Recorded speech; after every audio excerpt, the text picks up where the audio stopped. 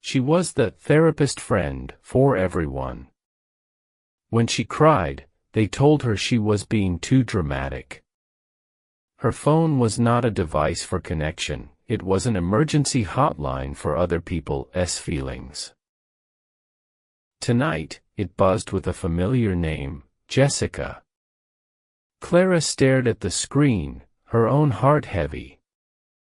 Her big presentation, the one that could finally lead to a promotion, was tomorrow morning. She needed to sleep. But Jessica's text was a stream of panicked emojis. He's done it again. I need you. Please. Clara closed her eyes, imagining her slides, the data she had memorized. She typed a reply, "Can we talk tomorrow? I have a huge day." The three dots appeared and disappeared for a full minute before the reply came. "I guess my crisis is not as important as your job." The guilt hit Clara like a physical blow. Before she could decide, another call came through. It was Mark, her co-worker, his voice shaking. "Clara, I see a not do this. I'm going to fail the client meeting tomorrow. You're the only one who knows how to calm me down." Clara stood frozen between the two calls, a silent scream trapped in her chest. She had to choose, her own future, or their present. She chose them. She always chose them. The night was a blur of whispered reassurances and pep talks. She coached Jessica through another meaningless breakup, then spent 2 hours walking Mark through his presentation notes until he finally felt calm. By the time she hung up, the sun was a pale gray line in the sky. She had not slept at all. Walking into the boardroom felt like walking underwater. Her mind was foggy, her hands trembled as she opened her laptop. When she stood up to speak, the words felt foreign in her mouth. She mixed up statistics. She lost her place. She saw the disappointment on her boss's face, a look that crushed what little spirit she had left. The presentation was a disaster. Later, sitting at her desk with tears silently streaming down her face, she called Jessica, needing just one person to offer the kindness she so freely gave. Jessica listened for 30 seconds before sighing. "Clara, come on. You're being too dramatic. It's just a job. You'll get another chance." The line went dead in Clara's heart long before she hung up the phone. She felt utterly empty, a hollowed-out shell. As if the day was not over, an email popped up in her inbox. The subject line was cold and formal, performance review meeting. Her boss wanted to see her. Tomorrow. The next morning, Mark stopped her by the coffee machine, his face a mask of concern. "Clara, I heard what happened." "I feel terrible," he said, not quite meeting her eyes. "I went to our boss. I told him it was my fault, that I kept you on the phone all night with my anxiety."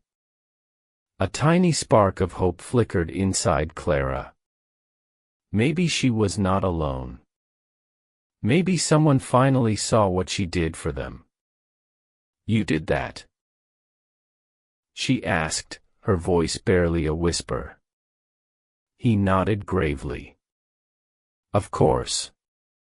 We're friends."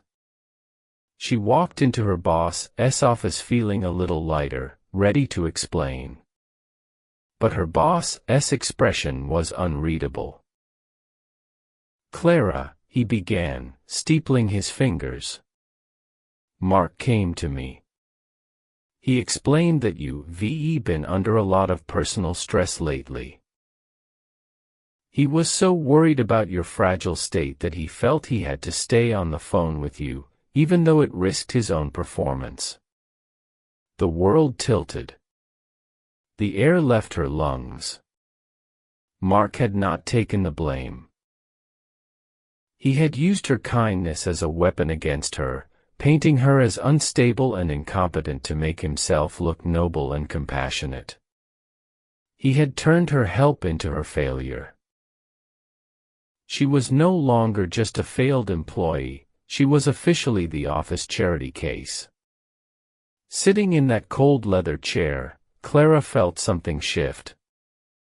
It was not sadness or anger. It was clarity. A cold, hard clarity.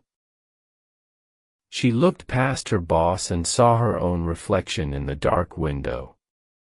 She saw a woman who had spent years being an editor for everyone else's stories while her own pages remained blank. Her choice was never about helping Jessica or Mark. It was a choice between being a person or being a utility. She took a slow, deep breath. "Sir," she said, her voice steady for the first time in days. "I take full responsibility for my poor performance. My personal life should not have affected my work. The project itself is solid. Give me 1 week. I will redo the entire presentation on my own time." Her boss looked surprised, then intrigued. He nodded. For the next 7 days, Clara's phone was on silent. She worked with a focus she had not felt in years, fueled not by coffee, but by a quiet, burning respect for herself. She delivered a presentation that was sharp, insightful, and brilliant. She got the promotion. Mark and Jessica sent texts, but they went unanswered. They were not bad people, they were just used to a free service that had finally been disconnected. One evening, looking out at the city lights from her new office, Clara smiled. She stopped listening when they called her dramatic. Because for the first time, she was the main character in her own story.